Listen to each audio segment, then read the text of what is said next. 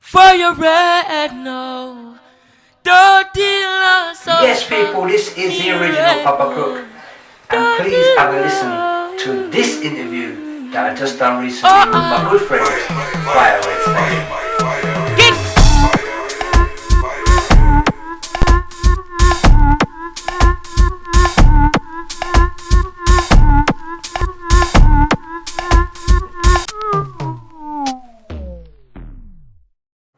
Tonight we're lucky enough to be interviewing Papa Crooks.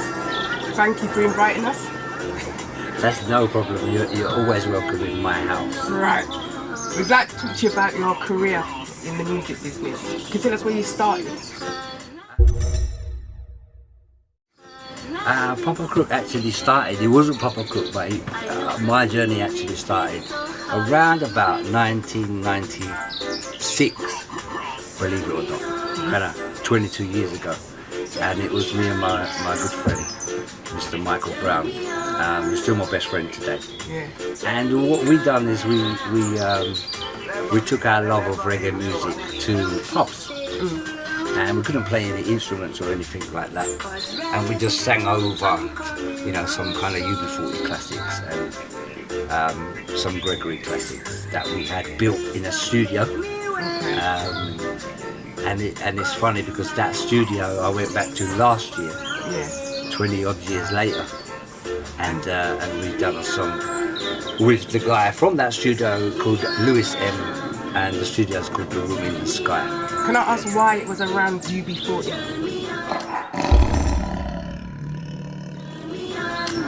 Because back in the day, UB40 was the first album I heard of UB40 was around about 1979, 1980, and it was their first ever album. And I just loved the fact that there was a mixed band, you know, from Birmingham, and the music that was coming out of the stereo system was new to me from the UK, you know, and I just fell in love with Ali Campbell's voice, and I just loved the whole aura of the group UB40. So yeah, that's why a lot of the songs. So it was a big influence for you then? Yeah, definitely. What other artists would you say would have influenced you? Like I said, Gregory was a big influence for me. Sugar Minor, you know, Dennis Brown, blowing up around about that time. Freddie McGregor, still a massive artist today. And then, you know, earlier than that, it would have been like some of the early DJs that are older friends of mine would play me songs, and I'd be like, who's that? And they go, oh, that's Daddy U-Roy, or that's Daddy I-Roy. And you know, that's Yellow Man, or that's the Lone Ranger, or that's Dillinger, or that's Prince Buster, or, you know, and it was just a whole new world for me. Opened up. And so then I wanted to get more and learn more about reggae music, really.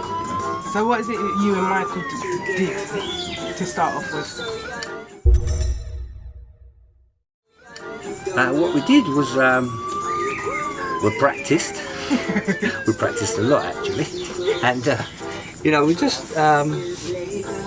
kind of just done sets in pubs where, you know, we do like maybe 5 songs, and then have a break, and then do another 5 songs, and then we got a big break where we actually became the resident band, singers, not band, where we opened up for a lady called Jazzy, who has sadly passed away now, but she liked us and she invited us down to a place called the Imperial Gardens, which was in Camberwell, and we done that for about 6 months. That was a lot of fun, and a lot of people passed through there, brilliant singers, you know, brilliant musicians, brilliant poets.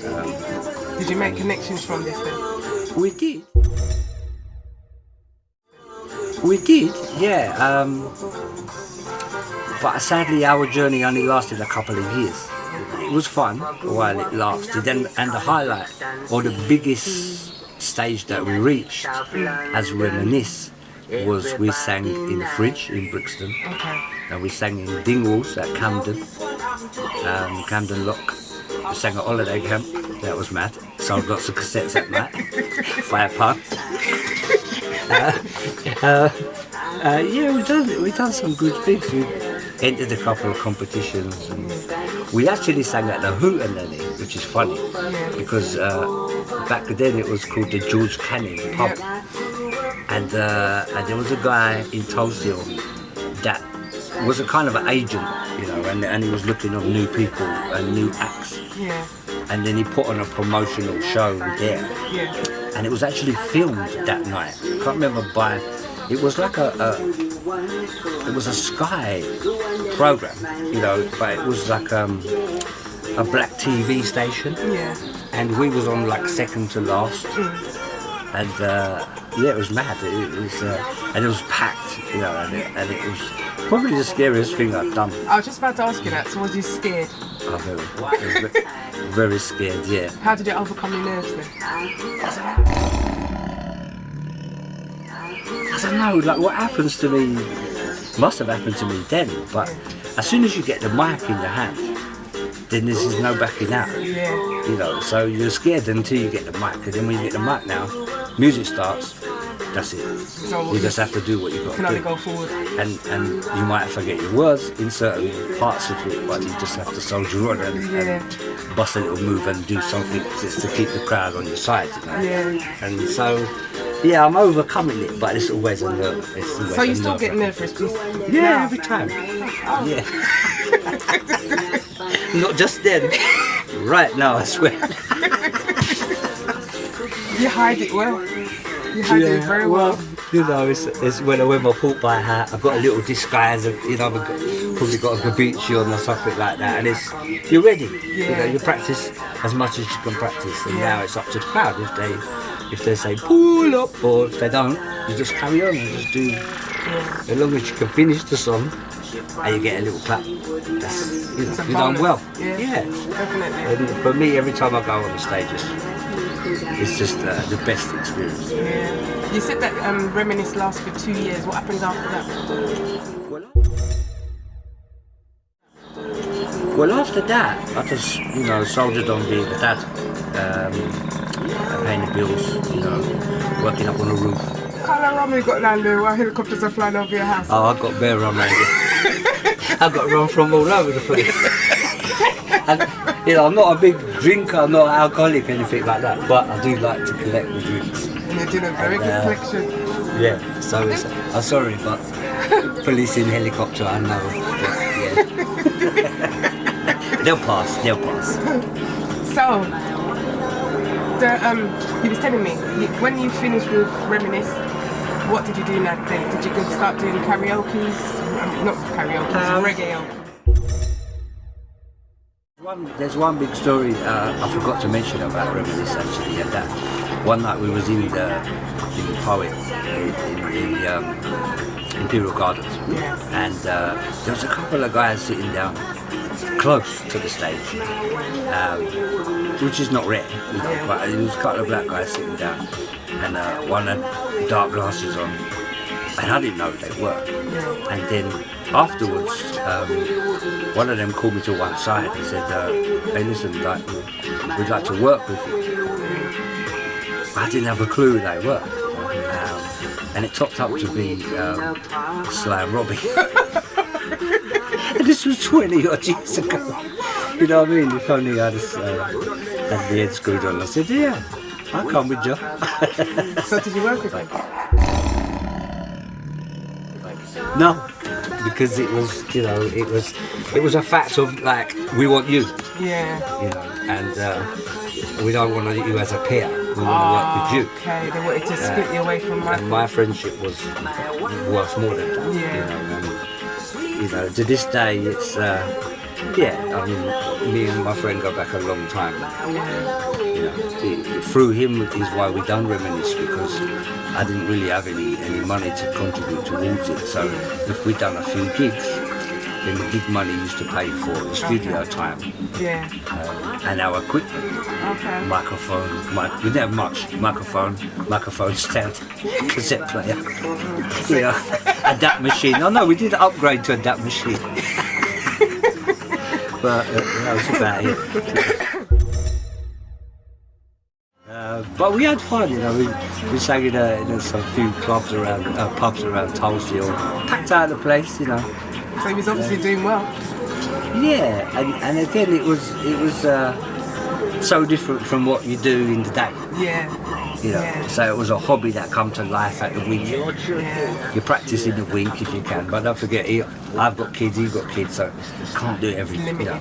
Yeah. Yeah. And then sometimes the wife was like, oh, you're not practicing again, you know, and it's like, okay. So we had a great time within that 2 years, but it was time to do stuff as a family man, you know, and put that to one side. So I put it in the loft. Yeah. Actually, I put all the stuff in the loft, and I didn't actually think about it until I started to do proper Crook, which was in about 2014, and many years later. And that was started by my daughter. Okay. So did you not miss it in between? Oh no, I still go club. Like, me and the wife would still club, you know. Mainly soul clubs at that time, because we loved our soul as well, and we still do. But then we touched on the reggae clubs, and then it was like, Heartfelt. it was this is where I need to be, you know. And you did some nice rare groove and stuff in there, and that's what we love. Okay. We're very musical. We collect music, so throughout our life, and that's why me and the missus got together, because of our musical tastes and, you know, dancing and clubbing. Okay. Tell me a bit about Singing Sunday. Oh yeah, Singing Sunday. So this is really where it all started, because my son was come home from football. Or he came home from football one day. This is my younger son. So I've got 2 sons and 2 daughters. And so my younger son, Billy, he came home from football one day. I was in the front room. Reggae was playing. It's a normal thing in my household. And Maxi Priest was on the radio, on the stereo, I think. And I'm trying to think of what the song was. But anyway, the next minute I pick up the airbrush, and I'm in the front room, and I'm singing whatever the song is on with the airbrush, you know, and I'm just smiling, and because we're always doing them kind of things, you know. And he filmed me, and it's like, wait a minute, like, well, nothing ain't gonna happen with the video, because we're just gonna share it with the family. You thought? A little did I know, you know. And he sent it to something that was called Singing Sundays. Okay. And now the Singing Sunday guy was one of his football friends. And so he started this big thing where people could send in their videos, funny videos, you know, or good videos, or any kind of videos. And if he thought they were good enough and worthy, he would put them in his like top 10. And then people could like them. Which I didn't really understand, but I was in there like every other week with a different video, because then my daughter would prompt me to do another video, which was easy for me, because in them days it was like 15 seconds. So even if you said to me, David, let's just do 15 seconds of a song now, of a song that you know it's easy to do, you know. I girly miss up, players girly shakadi. Me come for rock the party, I girly. See, that's more than 15 seconds, so it's easy. With the Papa Crooks one. And I can't help it. As soon as I hear music, my body kind of goes with the music. It's not like I can stand still.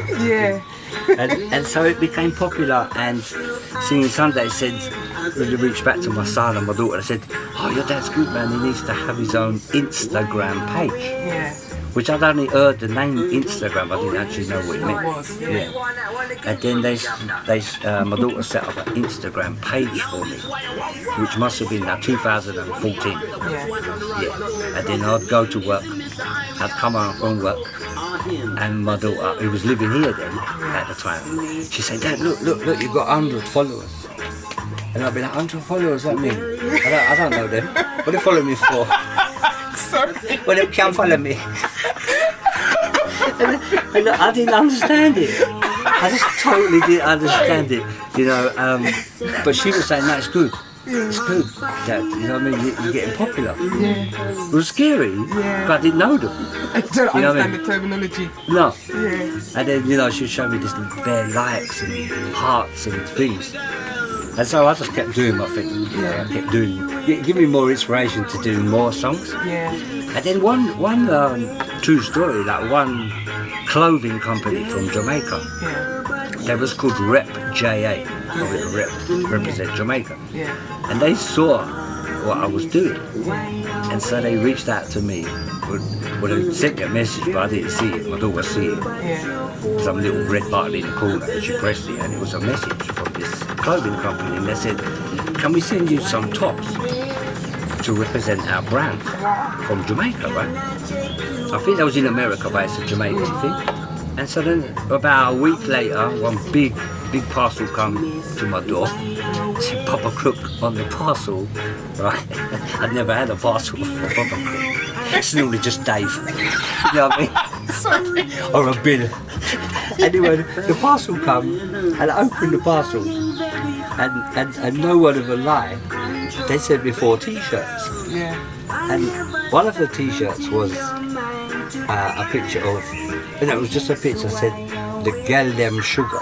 Yeah. And they asked me to do the Beanie Man and the girl them sugar. They wanted me to do that video in the t-shirt. Yeah. And so I done it in my front room, put the t-shirt on, my daughter filmed me, Yeah. and I sang the song. And the next minute, that video was liked by Rihanna. By Rihanna herself, like Bad Girl Remix. Riri, you know. And my little daughter come running down the stairs, my little daughter, Yeah. who'd already stopped following me because all of her friends at school were saying, Bob, is this your dad? Is this your dad? You know what I mean? She's a young one. So she was saying, Dad, you've got to stop doing them videos, man. All my friends are showing videos. It's true. And she come running downstairs, she said, I'm going to follow you again now. And I said, oh yeah? And she said, yeah, because Rihanna is following you. Who else has followed you or showed you interest? A lot of big singers actually, a lot of big artists. I've had messages from Jacques, Yeah. Morgan Heritage, like a lot of things that I do. I've been blessed to have met them. And Jacques. Yeah. Who else? Barrington Levy Yeah. has reached out to me. Sanchez has reached out. That's a big thing, you know. That's massive. Oh. And for me, you know, that's the glory. Yeah. You know, that's the winning post for me to have That's met appreciation. these massive artists that I adore, that I have their music in my collection, Yeah. and to actually get to meet these people is just the icing on the cake. Tell me a bit about your first video in your BMW. The first video, yeah, boy, I mean, I have that car now, you know. The car didn't blow up, but yeah. I heard it went viral. It did, and that was, again, it's Singing Sunday's time. Yeah. And I think me and the wife, well, I know me and the wife was going to the Harvester. Yeah. We went to the Harvester on a Sunday, you know, we were splashing out a bit. And we was playing, it was a sunny day, and we was playing reggae in the car as normal. Yeah. And then we got to this park, and Shaka Demus and Pliers was the next track on the thingy, and I was buzzing, and I just had to get out of the car, and my wife was filming me, and I just got out of the car and said, I got out of the car, but it was just a natural thing to be singing over the lyrics, Yeah. and I didn't have no hat on or nothing, and I just got out of the car, and the next minute I'm up against this wall, and I'm whining, and I'm singing, and there's people walking past, and I'm just kind of looking this way and that way, and I was just doing the thing, and she done it. And then we got home, I give it to my daughter and she posted it. And the next minute, yeah, it just started getting lots of hits and lots of likes. And what's the name of that song? Because it was Galway, and it wasn't one of their popular songs, you know, Yeah. or commercial songs. It was Yeah. one of their big hits. Shaka Demus and Pliers, even though I forgot the words now, but yeah. I've done that song so many times. But What about reggae karaoke? Did you venture there at all? yeah, that's when about 2015 now, I broke my leg, which was a sad time for me because I'm always a guy that gets up and goes to work every day. You have to. My dad taught me that. If you don't, then you're not going to pay the bills. But I couldn't because I broke my leg in 2 places. And so I was actually out unemployed for like 6 months because I'm self-employed. And that's when a lovely lady called Janine, the lady that runs REGGAE'S, she reached out to me and said, look, we're doing this thing down in the Brixton Ritzy. And we do it on a monthly basis, and we've watched what you're doing. How would you feel about coming and doing it live to the people at the REGGAE'S? And all of a sudden I got really shook. You know, because someone's actually asking me now to come sing. Now it's alright for me to sing in my house or in my garden, because if I get it wrong, my daughter can edit it and make it sound a bit better. You know what I mean? But when you're singing it live now, I haven't sang live since Reminisce, so and I've got a broken leg. So anyway, I hobbled down there with the wife of my best friend from Reminisce and his girl, and there was about 60 people maybe, which was a lot of people, and it's in above the cinema, the Ritzy, so it's a sit-down affair, and it was my turn to sing, and they asked me what song I want to sing. Obviously I didn't have no songs, and so I chose Waiting in Vain by the great Bob Marley, and the place went mad. The place went mad, and I got to pull up, and so straight away like you're buzzing and you sing it a little bit better the second time now because you're getting out of your shyness. And, and I even bust a little dance with the boot, with my boot, with my broke leg. The cast. And so that's how I met Janine, and that's how I met the REGGAE'S family, you know.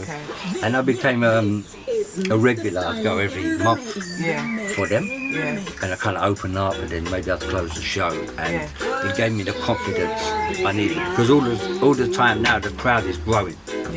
So no longer was it 60 people; it was kind of sell out every month. And then they took that show to like Shoreditch, to a bigger place in Shoreditch, and then one time we took it to Birmingham, which was a mad thing for me because we love Birmingham. Me and the wife love going away for the weekends and that, but we love Birmingham, and they love reggae in Birmingham obviously, and I know I've got a big following in Birmingham, and REGGAE'S had a gig up there, and they said, Dave, will you come with us?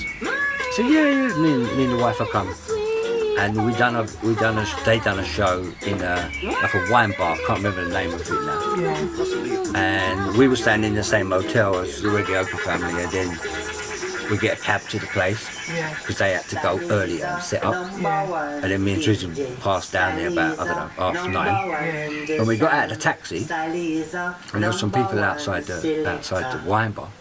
And next minute I just heard, Papa Crook, Papa, and I'm looking around and I'm thinking, I meet them up here, you know, in Birmingham. And there was 4 people there, and I didn't know them, obviously, but they knew who I was. They know you. And so it was like, wow, I'm in Birmingham, these people know who I am. Like, just because it's social media has put that REGGAE'S is coming to Birmingham. And the next minute, these people bought a ticket to meet me as well. You know? Is that your one? It's alright, we're family. So tell me, where else did you go? From the REGGAE'S, did you then go to Hootenanny or anywhere like that? Like, so from the REGGAE'S, which I've done for a good couple of years, I think, maybe 18 months. And then one day, Janine turned around and said to me, she kind of made me a bit upset because she turned around and said to me, Dave, you know, Papa Crook, you know what, you're a bit too big now for the REGGAE'S, you're going to have to move on. And I was like, yeah, but this is my regular gig, you know, this is what I look forward to. But she was right, you know, because if I'd have stayed there, just singing other people's songs, I wouldn't have had the chance to be able to show people my songs or my growth, you know. Definitely. And so she gave me a little tidy kick and said, Go on. What do you think? Lego boy. Yeah. And you know, but I love them dearly. They're really good friends of mine. Yeah. And their mum Janet. And I've got to say something about Janine's mum Janet, because when I done my tugging video, we shot it down in Vauxhall, along the river there. Yeah. And Janet was the lady that played the person that I was singing to. Okay. And my best friend Mick from Reminisce was the guy I was trying to teeth her from. Him girl. Yeah. Little short video. But it was good. And you know, that's a mad thing, because that's on YouTube. It's like, I don't know, 15,000 views, and on my Facebook page they like that one. Yeah. Because it was my first ever full video. Yeah. Okay. So what other videos have you done?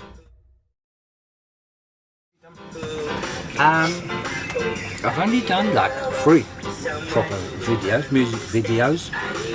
Tugging being the first one, and that was so enjoyable. And then the second one was with my good friend Tip Irie, because we'd done the Fatty Boom Boom, and we managed to do that in a club down in Brixton, in the Acre Lane, called the 414 Club. And lovely couple down there that own the club. It's the club been there for years. And the wife followed me on my Facebook and saw what I've been doing. And so when I went in there one night for something to support somebody else, I think, she reached out. I went to buy a drink, and me and the wife was in there, and she said, "Oh, Papa Crook, let me buy you a drink." And I was like, "Yeah, why?" And she went, "No, because I like what you're doing." And I had my hat on and everything, so she knew I was. And we become, you know, had a nice chat, and I said, you know, we're thinking of doing a video, me and Tupa and Peter and the girl. Is there any way that we could do the video in here? And she went, yes, I'll speak to my husband. And next minute, it was a very cold day, I remember that. And I had a day off work, and we went down there, mob-handed, and we done the Fat Woman video. So Tipper invited a lot of his friends. So Commander B was there, Calvin the singer was there, Culture the DJ was there, and quite a few other people just passed through. Like Horseman the drummer was there. And I didn't really know them that strongly then, you know, because I'm thinking like 2016 that was when we done that. But it was a very enjoyable day, and the proof is in the pudding, because we done the video for it, you know.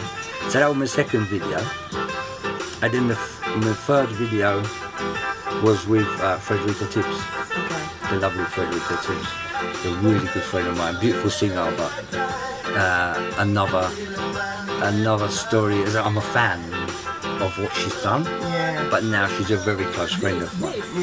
Alongside her very close friend, which is Winston Moncrief Mitchell, you know, they're like 2 sisters. And they took to me and my wife like they've known us for years.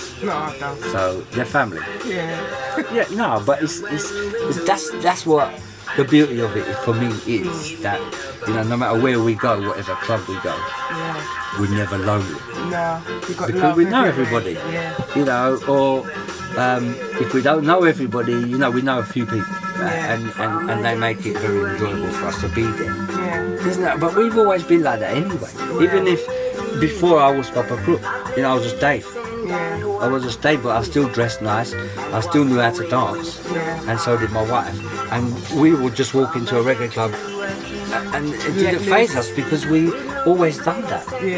Now it's better, because I can walk in there as an artist, you know, which is a bad thing for me to say, but No, it's not. No, but it's that's what's happened on the little journey. All through, you know, what we're talking about now. So it's one of them things that it wasn't planned. It just happened, and it's worth a lot to me, because it's something I never thought would happen. And so every day I'm buzzing. I wake up with a smile, not because I've got to go to work, but because I know something nice can happen down the line. And that's what's happened, you know, meeting Tipper Irie. massive for me. I mean, I remember 30 years ago driving, I worked for a company then, I'd be driving the little van, it was hot. On the radio, I'll be singing, hello darling, hello good looking, was in the USA, I was out walking, I like a young girl, I was seeing, you know what I mean? And I knew word for word that song, hello darling. And now I'm good friends with Tipper. Yeah. I must admit, Tipper took me on tour last year, took me to Newport in Wales, took me to Birmingham, took me to Bristol, and we ended up in Lewisham. Took me to the O2 for the first time. I was about to ask you, what do you think the support's like out here? Do you think you've had a lot of support? I've had a lot of support. Oh yeah, the support's mad. You know, from when I first started Facebook, or my daughter started Facebook, which was a year after Instagram, I was starting to get like, you know, 1,000 followers, 2,000, 3, whatever, you know, and then creeping up. Yeah. And I was still, daughter was still posting for me. Yeah. And now, you know, I'm overwhelmed to say that this weekend it touched 45,000 people. Wow. And you know, it's the proof is 45,000. 45,000 people follow Original on my first ever Facebook page. Even though Facebook themselves are trying to block me, they don't let all the people see the videos now. Because there's something they do. And unless I pay, which I can't afford to pay, I'm not going to pay. They're stopping my videos from shining brightly and reaching more people. You know, but 45,000 people in 4 years and 1 month. That says a lot. I hope you realise this. Yeah, and sometimes I do have to, you know, shut my mouth and wide, you know, my mouth wide, and I have to, wow, that is mad. That's a football match full of people. But it's your humbleness that's got you there. Yeah, well, I'm just Dave, you know, and at the end of the day, I wasn't taking myself seriously. You know, now I can, but it wasn't about, look at me, I'm some big artist, you know, I want to be an artist, I want to do this, I want to do that. No, because number one, I must say, again, I'm a lover of the music, I'm a fan of the artists, I'm a fan of the music. I'm a buyer of the records, which you could do back in the day. Today you can't, you can only buy a download. And not everybody of the older generation wants a download. No, they want the you know, they want a vinyl that they can put on their stereo like we used to do, like I definitely used to do with my brothers and sisters and obviously my beautiful wife. That's what we used to do. So that part of it, you know, we all know it's changed. But now it's you have to get with it. So it's now streaming and it's a downloading thing. So I just done a song. Well, I've done a few songs now with a very good friend of mine called Peter Honeydale.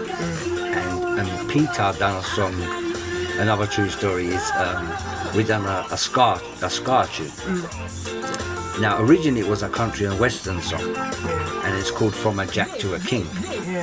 And my dad used to sing that song to my mum when I was young. That song got released in 1962. And when I was about 9, 10, my dad, I could always remember my dad in his old car, and he'd dress up nice, you know, done brill cream on his hair and everything. And my mum, proper cockney, and my mum in the passenger seat, and they might be on their way to the dog track or somewhere, and I'm in the back, and he'd be singing, "Oh my Jack to a King," like a cockney, you know. And I always remember it. And I talking to Peter Honeydale about that. And then the next minute Peter said, "You know what, Pops? I can lick that back for you in a ska rhythm." And so we done it. And lo and behold, Peter's record label has taken that song on now. We signed a contract. And now they ship that out. They can ship that out to films, they can ship that out to adverts, they can ship that. We can't do that. You know, and so we've signed a contract, and they're going to try and work that song around the world, not around South London. You know, out of London and all around the place. So that's a mad thing, but it's a lovely memory because it was a song that was close to my dad, you know, and it's a memory that I have about my late mum and dad. that, you know, they reared 7 kids. I was the youngest of 7, so you have them nice memories, but it's nice to have a musical memory as well. Yeah, definitely. You know, my dad was actually born in Brixton, and my mum was born in Kennet. Okay. So, you know, I'm not too far away, and I've never been far away Yeah. from South London. That's, you know, so, yeah. Tell me a bit about who you've worked with and what songs you've done.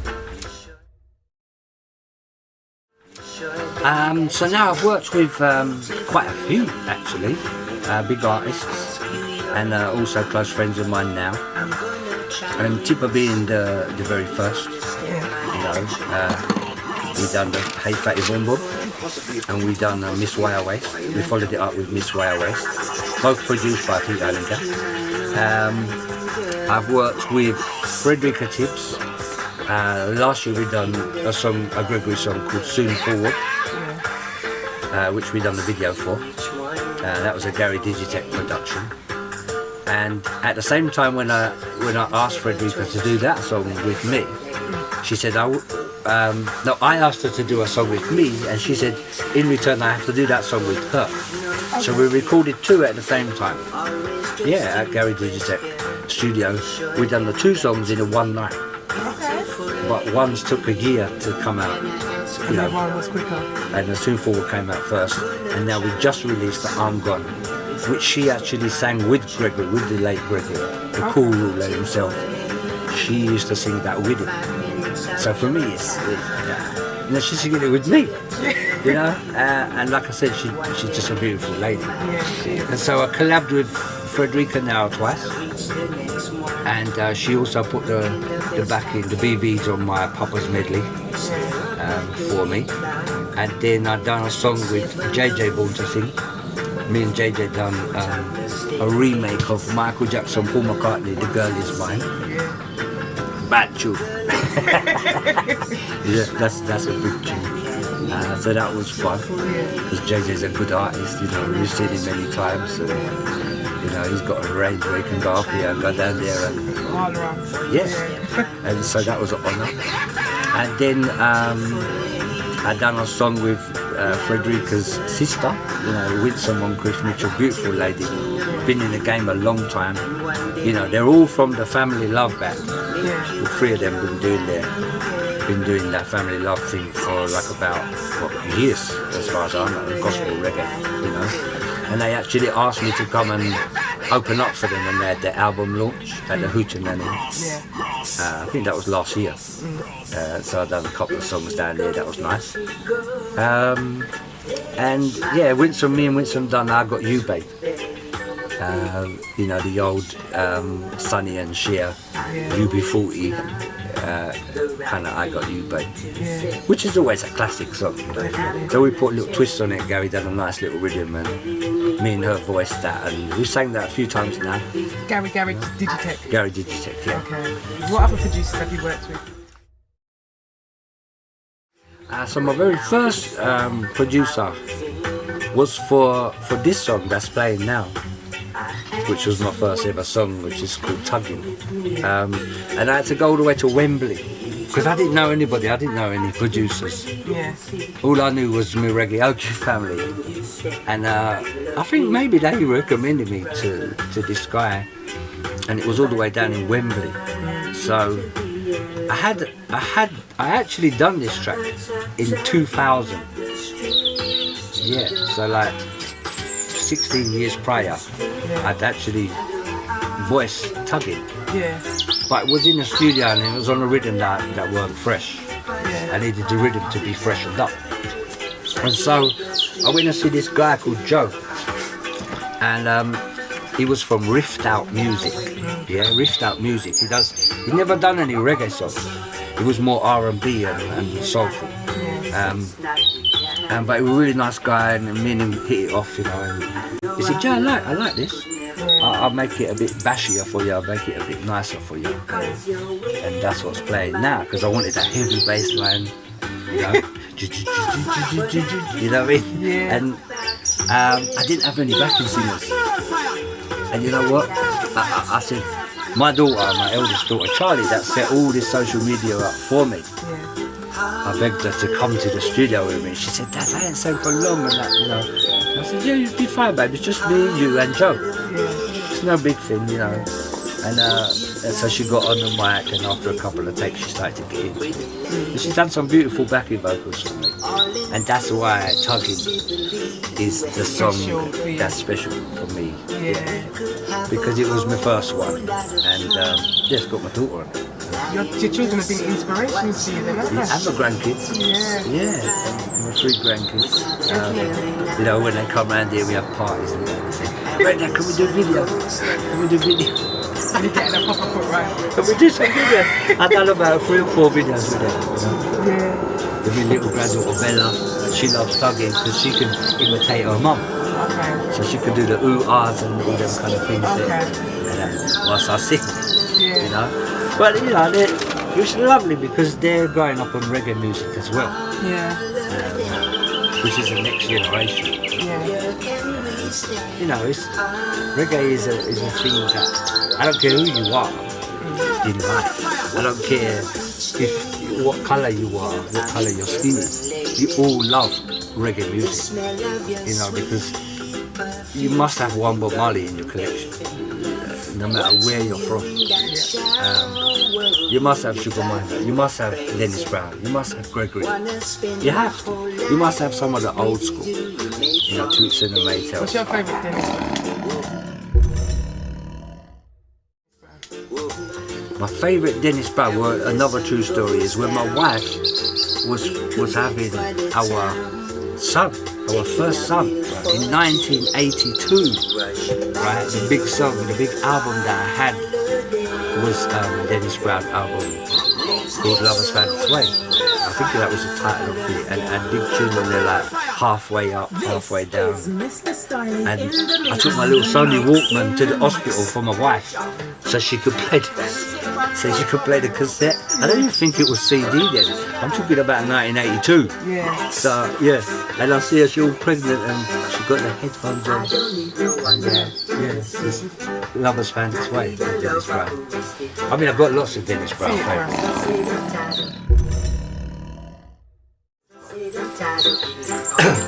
You're putting me on the spot here. Let me have a drink. Alright, I didn't drink it. Dennis Brown. Lovers found its way in our hearts today. Yeah, lovers found its way in our hearts today. FIRERED, no. Dirty love so far, me red, oh. Dirty love. Oh, I